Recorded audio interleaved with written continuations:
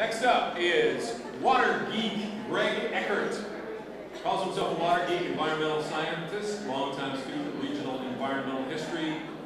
He also has been around for a while. He created the Edwards Aquifer website in '94 when you guys weren't born yet. He is currently serving an appointment on the state's River Basin Expert Science Team, and that on Tuesday will release a report on the flows necessary to maintain the environmental health of the San Antonio and Guadalupe River, something that has been a huge issue in San Antonio for decades. Please welcome self-described water geek Gregg Eckhardt.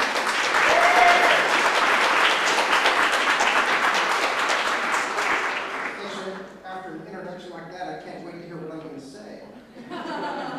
Spacebar? Thanks, Randy. And thanks also to Ben and Vicki and Callie and the Architecture Foundation for putting all this together and asking me out here tonight. I am a local water geek and hack historian, and tonight I have a historical perspective on how water has influenced the built environment and the design of our city. Well, first of all, San Antonio would not even be here except for two clusters of Edwards Aquifer springs that were the only source of water for the first 150 years. The San Pedro Springs and the San Antonio Springs both emerged from the Edwards Aquifer just north of downtown. Now, this presentation has a theme, and that is confluence. Here are those two spring clusters again, marked on this early map, and the confluence of these streams is just south of where downtown is today.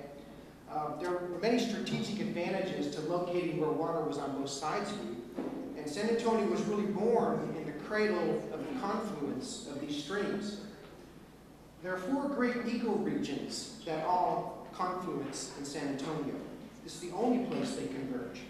You know, landscape architecture is part of the built environment, and this confluence of ecoregions has many implications for that. We're going to see later that our landscapes here are now beginning to be defined by water availability.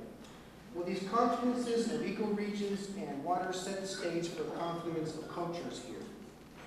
This is the mural built for the hemisphere of the Lyle Coppola Theater. This theme of confluence is expressed over and over again here in art and artistic design and architectural design in many ways. We have this wonderful confluence of architectural styles here. You know, San Antonio is often called one of America's four unique cities. We have all these styles. They're all different. They all fit.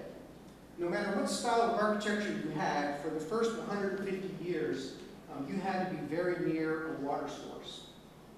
The red lines on this graphic are a system of 7 aqueducts that were built by the Spanish missionaries.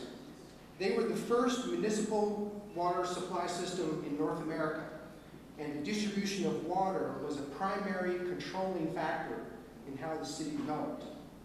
This is the Espada aqueduct at the southeast corner of Stinson Field, one of the city's most famous architectural features, still in use almost 300 years after it was built. The picture in the inset is the canal that runs across the top of that thing, still delivering water to people on that side of town for irrigation.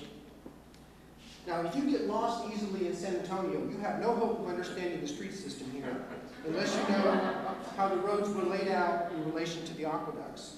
Here you see an aqueduct running down what became South Flores Street. There's another one running alongside San Pedro Creek. So the network of waterways came first, and then the streets. Here's an engraving from 1879 called Street Scene in San Antonio. So this depiction of the river as a street really points up just how important the river was to commerce and transportation and everyday life in early San Antonio.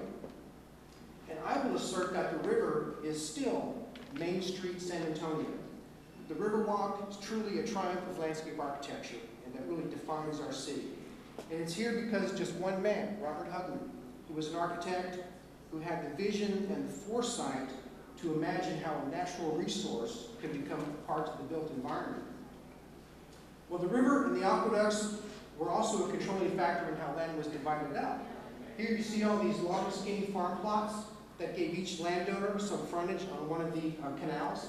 So these plats have long constrained the shapes and the types of buildings that you could do, especially in downtown.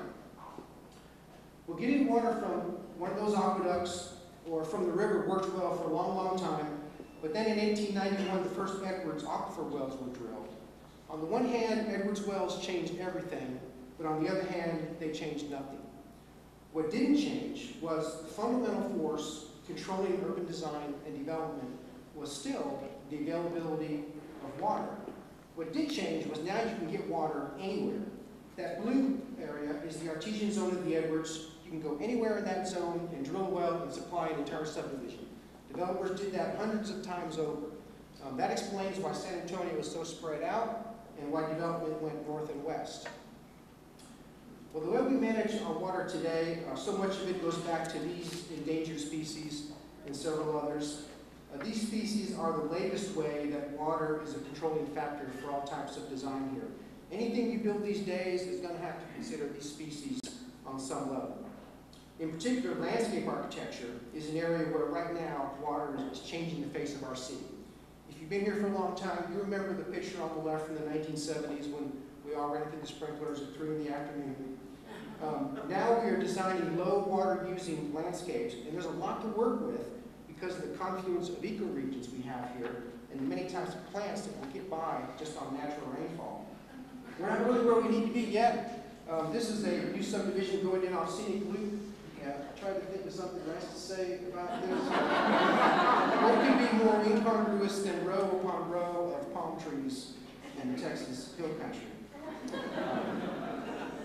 Well, every good, one thing that's up and coming in this field that's going to be a controlling factor in the future in how we use water is addressing managing flows in the San Antonio River to maintain a sound ecological environment.